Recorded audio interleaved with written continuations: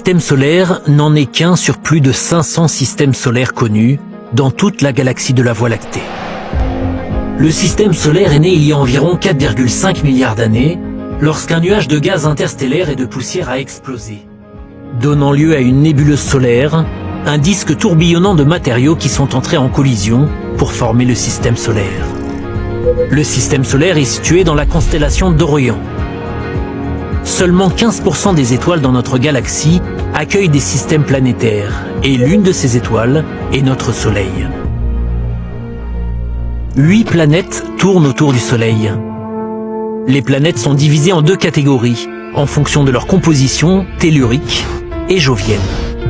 Les planètes telluriques, qui comprennent Mercure, Vénus, la Terre et Mars, sont principalement constituées de matériaux rocheux. Leurs surfaces sont solides, elles ne possèdent pas d'anneaux, elles ont très peu ou pas de lune et elles sont relativement petites. La plus petite et la plus proche du Soleil est Mercure, qui a l'orbite la plus courte du système solaire, située à environ 3 mois de la Terre. Vénus est la planète la plus chaude avec des températures allant jusqu'à 463 degrés Celsius en raison d'une atmosphère composée de dioxyde de carbone et d'importantes coulées de lave. À côté de ce monde de feu se trouve un monde d'eau, la Terre. Les systèmes d'eau de cette planète participent à créer le seul environnement connu dans l'univers capable d'accueillir la vie.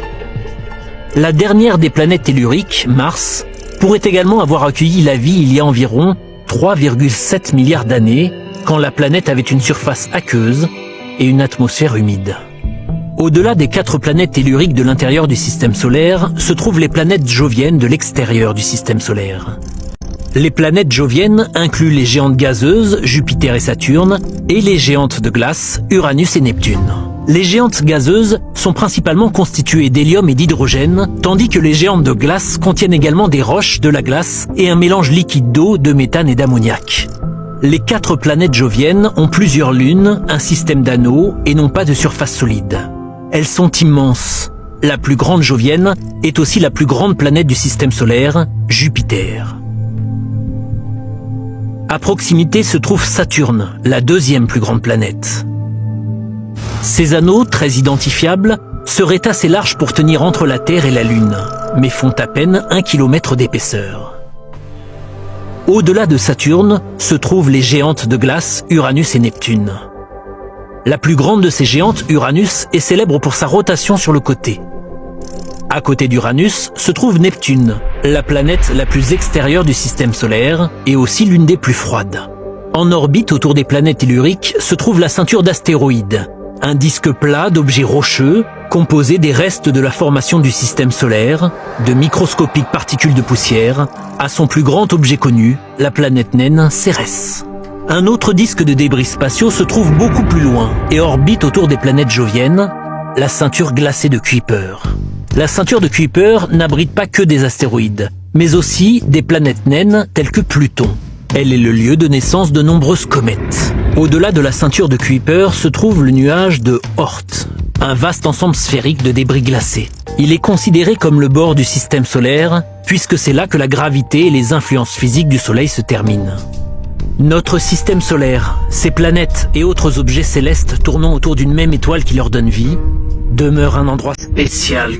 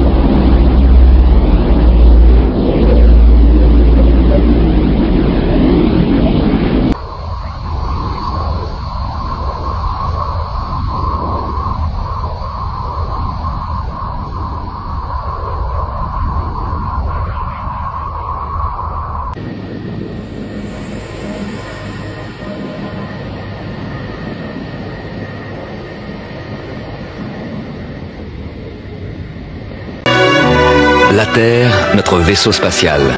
Bienvenue à bord pour ce voyage d'1 an autour du Soleil.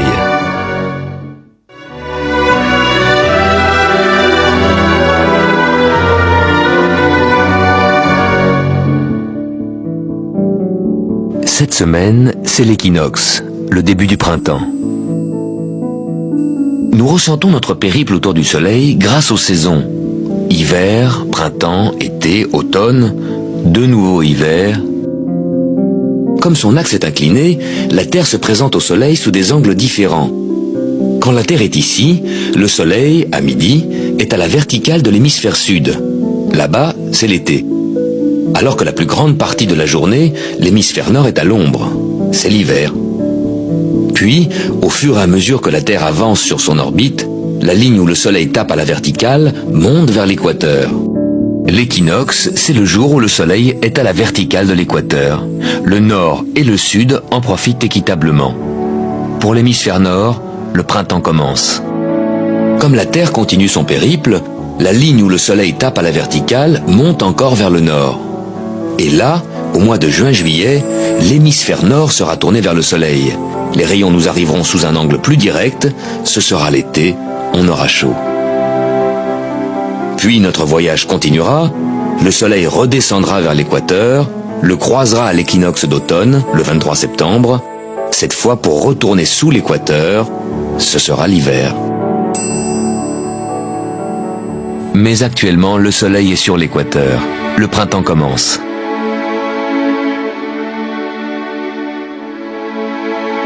C'est à cette époque d'équinoxe que se produisent les grandes marées. L'attraction de la Lune attire l'eau des océans. Si la Lune est en position de demi-lune, cette force d'attraction agit dans cette direction. Tandis que l'attraction du Soleil agit dans une autre direction. Ces deux forces divergentes ne provoquent que de petites marées. Par contre, si la Lune est alignée avec le Soleil, leurs forces d'attraction s'additionnent, se conjuguent et provoquent des marées plus fortes. Le jour de l'équinoxe, le Soleil parfaitement vertical par rapport à l'équateur vient ajouter sa force d'attraction à la force centrifuge de la Terre. Et c'est comme cela que se produisent les grandes marées d'équinoxe. Notre Soleil est une boule chaude et brillante composée d'hydrogène et d'hélium. Il a un diamètre de 1 392 684 km, ce qui le rend 109 fois plus large que la Terre. Il faudrait environ 1,3 million de planètes semblables à la nôtre pour le remplir intégralement. Sa température est de 5500 degrés Celsius à la surface et de 15 millions de degrés Celsius au centre. Il y a des milliards d'autres étoiles dans notre Voie lactée. Il s'avère que notre Soleil est en réalité une étoile de taille moyenne. Il existe des étoiles plus grandes et des étoiles plus petites.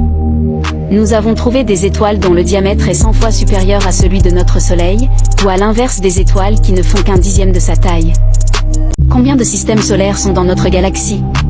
Notre système planétaire est le seul officiellement appelé « système solaire ». Néanmoins, les astronomes ont découvert plus de 3200 autres étoiles avec des planètes en orbite autour d'elles dans notre galaxie. C'est juste le nombre que nous avons trouvé jusqu'ici. Il y a probablement beaucoup plus de systèmes planétaires qui attendent d'être découverts. Notre Soleil est l'une des 200 milliards d'étoiles de notre galaxie.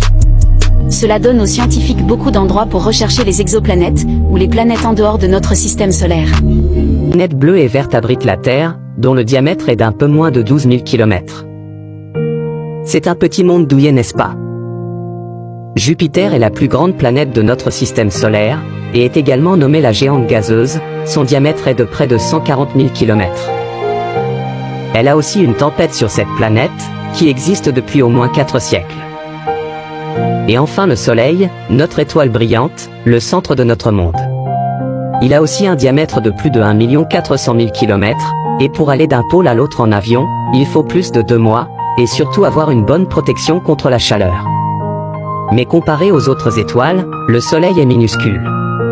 Jetez un coup d'œil à VV Céphée b, l'une des étoiles de taille moyenne de la constellation de Céphée, qui fait environ 13 à 25 fois la taille de notre étoile, selon différents témoignages.